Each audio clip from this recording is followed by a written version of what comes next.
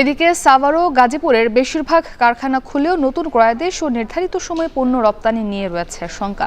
পোশাক কারখানার নিরাপত্তায় সেনাসহ আইন শৃঙ্খলা বাহিনীর তৎপরতা বাড়ানো হয়েছে। এ নিয়ে আরও জানাতে আশুলিয়ার জামগড়ায় আছেন সহকর্মী হুমায়ুন কবির, এছাড়াও গাজীপুর থেকে যুক্ত হয়েছেন ইফতেখার। তবে শুরুতে আমরা আসলে খবরাখবর জানবো।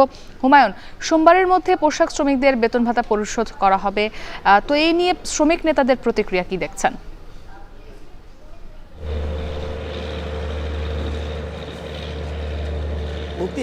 সোমবারের মধ্যে যে পোশাক শ্রমিকদের দাবি দেওয়া এবং বেতন ভাতার বিষয়ে একটি সিদ্ধান্ত এসছে বিজিএমই থেকে, সেসব বিষয়ে তারা কিন্তু বিষয়টি অত্যন্ত পজিটিভ ভাবে নিয়েছেন এবং তারা প্রত্যাশা করছেন খুব এই সময়ের মধ্যে মালিক পক্ষ শ্রমিকদের যেসব দাবি দেওয়া এবং বেতন ভাতা রয়েছে সেগুলো পরিশোধ করে এবং দাবি দেওয়া নিলে আসলে পরিস্থিতি খুব স্বল্প সময়ের মধ্যে স্বাভাবিক হয়ে উঠবে এমন প্রত্যাশাই কিন্তু তারা করছেন। যদিও তারা বলছেন যে কিছু কিছু ফ্যাক্টরিতে বিজিএম এর যে সিদ্ধান্ত অনুযায়ী সেই সিদ্ধান্ত বাস্তবায়ন সাপেক্ষে কিন্তু কিছু নোটিশ টানিয়ে দেওয়া হয়েছে সেসব ফ্যাক্টরির শ্রমিকরা কিন্তু একটু স্বস্তির মধ্যে রয়েছেন। তবে কিছু ফ্যাক্টরি রয়েছে বন্ধ, যেগুলো 2006 সালের শ্রম আইনের 13(1) ধারা অনুযায়ী বন্ধ রয়েছে। সেসব ফ্যাক্টরির সামনে কিন্তু সেরকম কোনো নোটিশ দেখতে পায়নি। যেসব কারখানাগুলোর শ্রমিকরা সেরকম নোটিশ কারখানার মূল ফটকে দেখতে পায়নি, তাদের মধ্যে কিছুটা উদ্বেগ কাজ করছে বলে শ্রমিক নেতারা কিন্তু জানিয়েছেন। এছাড়া শিল্পাঞ্চল, সাভার, আশুলিয়া এবং ধামরাইয়ের পরিস্থিতি কিন্তু আমরা সকাল থেকে ঘুরে দেখছি বেশ স্বাভাবিক রয়েছে। তবে যেসব কারখানাগুলো বন্ধ রয়েছে সেসব কারখানার শ্রমিকদের মধ্যে কিছুটা উদ্বেগ উৎকণ্ঠা কাজ করছে এবং আমরা পিছনে দেখতে পাচ্ছেন সেনাবাহিনীর টহল কিন্তু কারখানাগুলোর সামনে রয়েছে। জামগড়া এলাকার এই সড়কটিতেই কিন্তু মোটামুটি 30-এর অধিক কারখানা শুধু এই সড়কটিতেই বন্ধ রয়েছে এবং এটিকে ঝুঁকিপূর্ণ হিসাবেই কিন্তু আইন শৃঙ্খলা বাহিনী শনাক্ত করেছেন।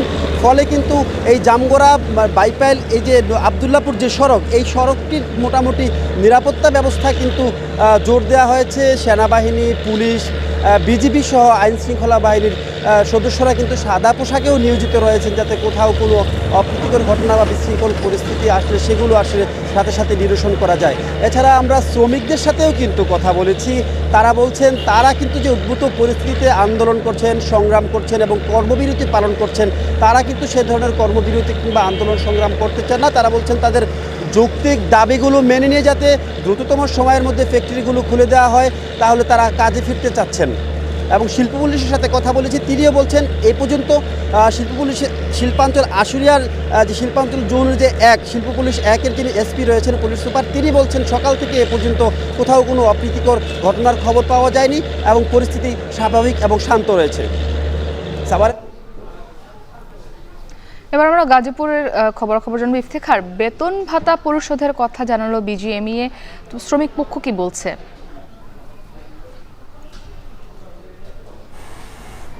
আসলে বিজিএমই ভবনে যে বৈঠকটি হয়েছে সেই বৈঠকে একটি সিদ্ধান্ত এসেছিল যে সোমবারের মধ্যে বেতন ভাতা পরিশোধ করা হবে এবং এই সংবাদটি কিন্তু এখন পর্যন্ত আসলে শ্রমিকদের মাঝে ওইভাবে ছড়ায়নি। তবে আমরা কয়েকজন শ্রমিকের সাথে যখন এই বিষয়টি নিয়ে কথা বলেছিলাম, তারা সবাই কিন্তু বলছেন যে আসলে যেভাবে আসলে নির্দেশনা দেওয়া হচ্ছে সেভাবে যদি মেনে নেওয়া হয় সব কিছু, অর্থাৎ যেই তারিখের মধ্যে আসলে বেতন ভাতা পরিশোধের কথাটি বলা হয়েছে সেই তারিখে যদি তারা বেতন পান, সেক্ষেত্রে কিন্তু তাদের আর কোনো ধরনের অসুবিধা নেই। তারা বলছেন যে তারা বেতন পেলেই আসলে তারা সন্তুষ্ট এবং এই সরকারের এই উদ্যোগকে তারা কিন্তু স্বাগত জানিয়েছেন। তবে তারা আরেকটি বিষয় জানিয়েছেন, আসলে যে দাবিগুলোতে কেন্দ্র করে কিংবা যে পোশাক কারখানাগুলোতে প্রায় সময় যে বেতন ভাতা নিয়ে যে সংকট তৈরি হয়, সেই সংকটটি তারা বলছেন যে যেন ভবিষ্যতে যেন কখনো যেন আর না তৈরি হয় এবং পোশাক কারখানা যারা শ্রমিক রয়েছে তারা বলছেন যে মাসে নির্ধারিত সময়ের মধ্যে তাদের বেতন ভাতা পরিশোধের তারা দাবিটি করছেন এবং পাশাপাশি যে ছুটি, অর্জিত ছুটি কিংবা যেই পোশাক কারখানা নিয়োগের ক্ষেত্রে নারী পুরুষের যে সমতার সেই বিষয়টিকেও তারা কিন্তু বলছেন যেন সেটিও যেন সমাধান করা হয়। এবং আজকের যদি গাজীপুরের পোশাক কারখানাগুলোর পরিস্থিতি যদি জানাই, সকাল থেকে কিন্তু আমরা দেখেছিলাম যে বৃষ্টি হচ্ছিল এবং গুড়ি বৃষ্টি উপেক্ষা করে শ্রমিকরা কিন্তু তাদের নিজ নিজ কর্মস্থলে যোগ দিচ্ছেন এবং পোশাক কারখানাগুলোতে কিন্তু পুরোপুরি যে উৎপাদন কার্যক্রম সেটি কিন্তু একেবারেই পুরোপুরি স্বাভাবিক রয়েছে এবং প্রত্যেকটি মেশিনে আমরা দেখতে পেয়েছি যে শ্রমিকরা তাদের যে সুসুতোর যে কাজ সেটি কিন্তু চালিয়ে যাচ্ছেন এবং শ্রমিকরা বলছেন যে তারা একটি সুষ্ঠু কর্মপরিবেশ চান, যেন কোথাও যেন কোনো ধরনের সংঘাত যেন না হয়, পোশাক কারখানাগুলো বন্ধ করতে না হয়, কিংবা বেতন ভাতা প্রাপ্তির যে অনিশ্চয়তা সেটি যেন তৈরি না হয়, সেরকম একটি পরিবেশ কিন্তু তারা চাচ্ছেন। অন্যদিকে আমরা শিল্প মালিকদের সাথে কথা বলেছিলাম, তারা বলছেন যে গত কয়েকদিনের যে চলমান আন্দোলন এবং সহিংসতা হয়েছে পোশাক কারখানাগুলোকে ঘিরে, সেই কারণে কিন্তু বিদেশি বায়ারদের একটি নেতিবাচক প্রভাব পড়ছে তাদের কারখানাগুলো ঘিরে এবং তারা বলছেন যে এই চলতি মাসে তারা বেশ কিছু ক্রয়াদেশ তাদের বাতিল হয়েছে। বায়াররা তাদের যে কর্মপরিবেশ সেটি নিয়ে আসলে সন্তুষ্ট নন,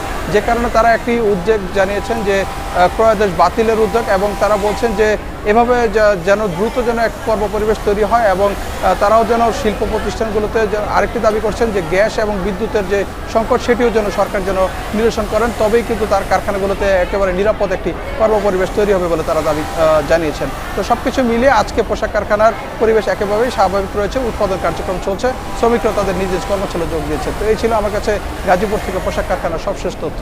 মুক্তি।